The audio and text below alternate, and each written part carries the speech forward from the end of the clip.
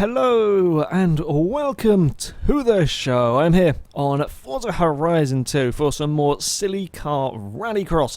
And my vehicle today is the Lotus 11. It's also just started raining. God damn it, the downside of having a car with a house of roof. Now this vehicle is an interesting one. It's very, very light with very little power. To start off with, certainly in sort of C class, maybe up to B class. These can be quite good fun vehicles to drive. They have not a huge amount of straight line speed, but they don't weigh anything and they can be pretty damn good through the corners, which makes them a good fun racing vehicle.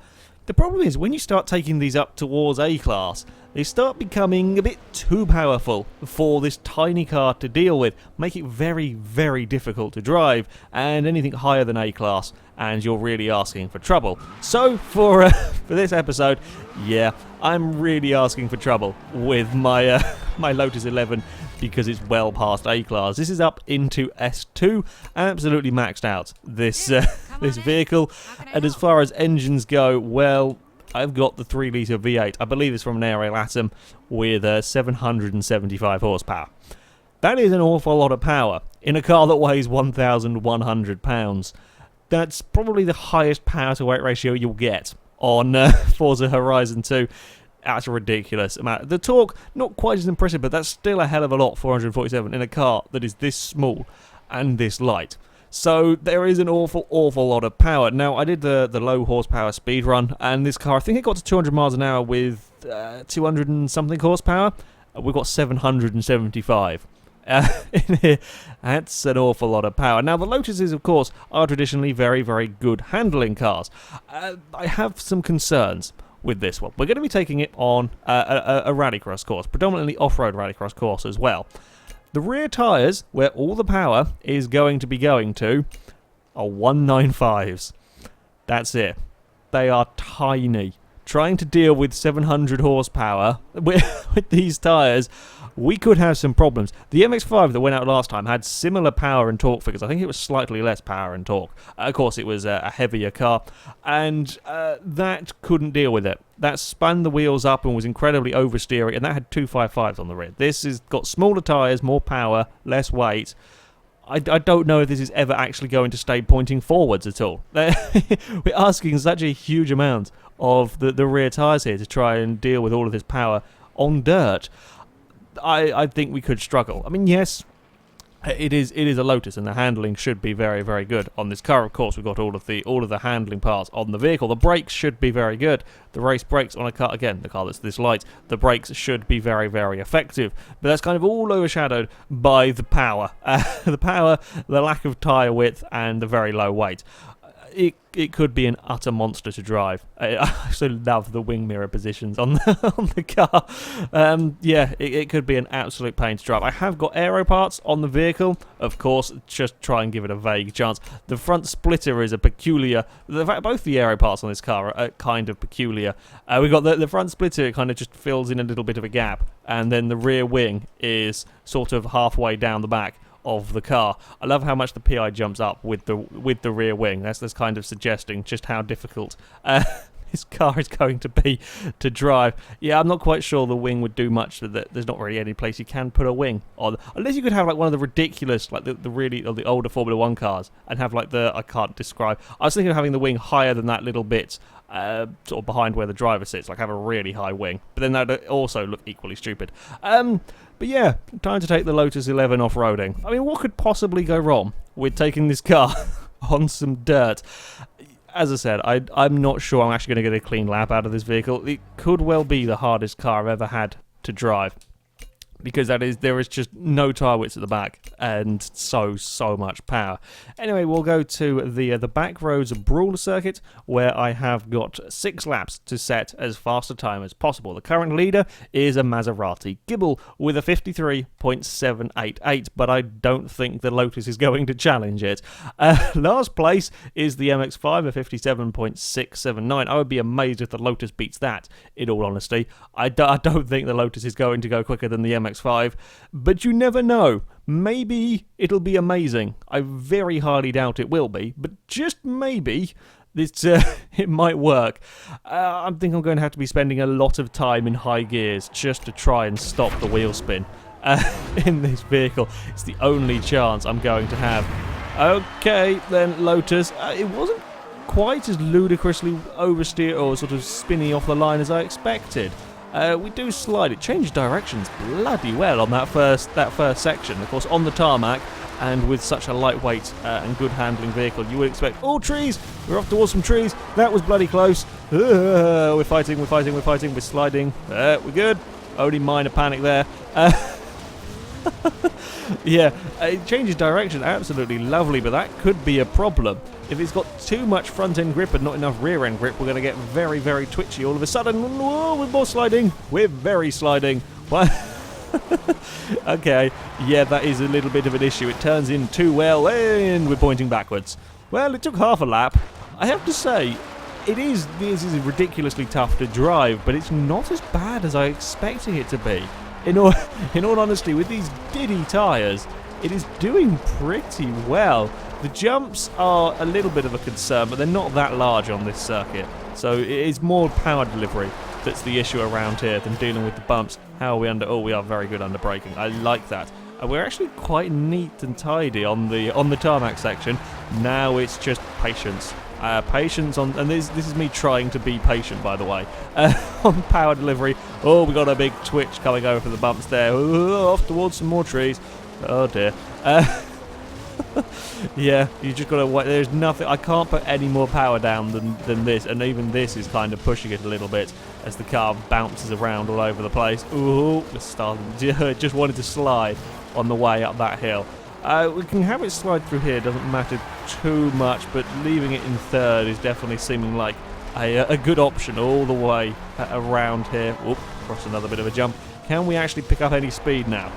This, in all honesty, is doing a lot nicer than I thought it would. Oh no, uh-oh, we got a twitch. Oh, we just about kept it on the road though. Run to the line, use this. Oh, bloody hell, he got very twitchy again. Yeah. 57.9, it's not as far off as it could have been, and that included a clonk on the wall and minor getting lost. The problem is not the problem that I expected to have from it, is it's just so twitchy. Nope, we're off towards them trees again. We haven't hit them yet, but we have gone to visit them. Oh, we're pointing backwards. Oh no, we haven't gone round. We've kind of gone sideways. We are not pointing backwards, so it's okay. Yes, I shall defeat the bushes. That's what we were doing, honestly. It's not as ludicrously wheel spinny as it should. Well, as I would have expected it to be. With all this power and the tidy wheels, it is okay. It's the fact that the front end has huge amounts of grip and the rear end just doesn't have as much grip, and it gets twitchy on you. That's what's causing issues as we're going to play out with the fence. Almost got in trouble going through the barrels there. Now, be patient on the throttle. It may even be better keeping it in fourth. In all honesty. Whoa, that's a big jump, and we're going to go around again. Whoop. That's almost pulled the J-turn off well. Okay, that was a poor lap. That was a very poor lap. Now, we're going to have to try and be a bit more careful. I say that. It probably won't end up working out like that. Now, easy does it into turn one, and then we just wait. And then we just don't really do a huge amount with the throttle all the way up here. It's that little bump, just as it crests the bump, the car moves around, and I'm trying to catch it, and it just wants to fire it in the trees. Shall we go up into fourth? Maybe fourth would work. I don't think I've had less throttle use in a video ever. It's just don't go near it, and just don't go near it until the start-finish line, and then try and use a little bit, and you probably get fired at the trees or the wall on the inside. Still barely using the throttle here. I think fourth gear may be a bit of a good idea on large parts of this course. Only going down to third for some of the tighter corners. Can we get any speed up down here? Oh, I don't know if I dare. It suddenly goes very, very quickly. If you do go near the throttle, ooh, it's actually done a half-decent lap time. A 56.7. I mean, yes, it's 3 seconds off the gibble, but that's not a bad lap time for this. That I really thought I was going to have. It was going to be undrivable. It isn't as bad. Ooh, but I have used maybe 200 of the 700 horsepower available for most of the lap. You just can't use any more than that.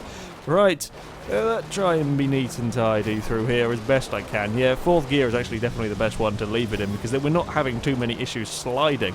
You just can't go. You can't use much power. I don't think I've got more than sort of 85 on this on this dirt stuff. Put it back up to 4. I only really get any speed up coming down this section here.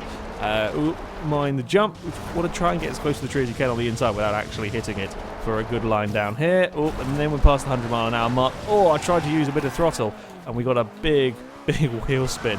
Right, final lap for the Lotus. I might put it down one too many gears. I will try and be a little bit braver with the power here, but I'm not sure I can be.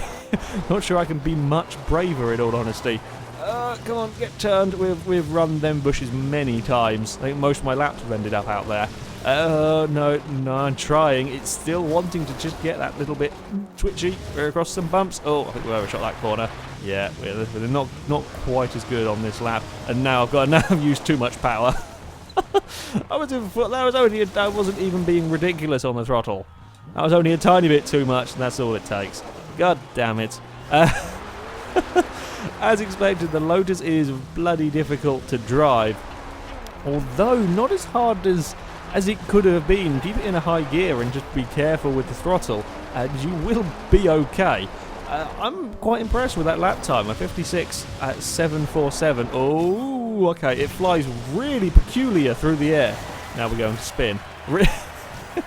That's really bizarre flight path through the air there, where we got some speed, and then he got all unhappy on the landing. But it goes into third place on the table. It goes quicker than the Supra, quicker than the MX-5. Admittedly, it is a fair way off both the Maserati and the Dodge, but that's a better lap time than I expected from the Lotus. That's really quite impressive from this vehicle. Now it is time to find out how quickly it goes in a straight line, and I have a sneaking suspicion that this is probably going to be what the Lotus will much prefer doing this than trying to deal with some dirt. Okay, we are at the motorway, almost ready to unleash this Lotus. She's going to sort the gear ratios out and remove some of the aero, see what sort of top speed we're going to be looking at with this 255 miles an hour. Can we extend these gears anymore? Can we get anything else out of the... okay, right, we will take off the aero, and then, 252. It's not got as much power as some of the cars that we've driven down here. It's not got the same sort of 1,400 horsepower, 266 miles an hour. It's not got the same power as the Supra, but by the looks of it, it's still going to be getting up towards them speeds. 65, no, it's going to be about 266. We may get it to sort of 68 potentially if we're going downhill, but I don't think we're going to get much more than that out of this car. And the Supra didn't have any aero parts on it at all, whereas this is going to be a very quick car. Why is the Mercedes? I don't know. Don't ask. Right, let's spin the Lotus around and get ready to be very scared. I pray we have enough rear end grip. We don't really have enough rear end grip whatsoever. Don't stop moving. Ooh, no, bad Lotus. Oh, now we're very, very quick. Once I've got it going, dear God, it is fast. It is as quick as the Supra coming into the tunnel, 230 miles an hour. On the brake, suspension may be a little too soft. I do not trust this car in the slightest. I did trust the Supra to do 270 quite easily. I don't trust this car whatsoever. It is just insane. It's got, despite being such a tiny, low vehicle, it's got so much sort of roll. The suspension is so soft in this that it is an interesting dig. God, we're up to 250 miles an hour already. It's an interesting prospect to drive. On the brakes, we're going to have a big slowdown through here. The only option I have is go around the outside of everything. Oh, that is a big bump off a curb. Oh, save it. We're good. We're fine. We're fine. Oh dear, I've not hit that before. We're okay. It was intense. I was going for a mid-speed run 360. That's what it is. Oh, slow down. Thank you. Nope, bad Lotus. very big slide at 100 and something. Oh, now I've smacked it into a wall. We do not have the rear end grip that I want from a car when I'm going at this sort of speed. And the body roll is just so great. Well, I say it's so great. It's sort of this, it's just enough to throw the car around. It feels a lot when you're travelling at these sort of speeds. It's not good. Oh no, don't do wheelies. That's the last thing we bloody need. Ooh, sudden appearing car. Oh dear, I was looking at the driver tires on the other side and didn't see the white car there camouflaged against the bright light leaving the tunnel. All right, we're getting up to 240. Oh, this is not particularly fun. Like, there is good front end grip in this car. It can kind of change directions quite well, but the back there isn't enough grip.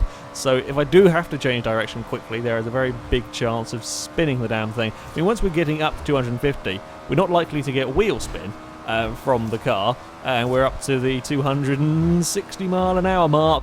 Oh, another bump at 260. I'm just about got control of the damn vehicle.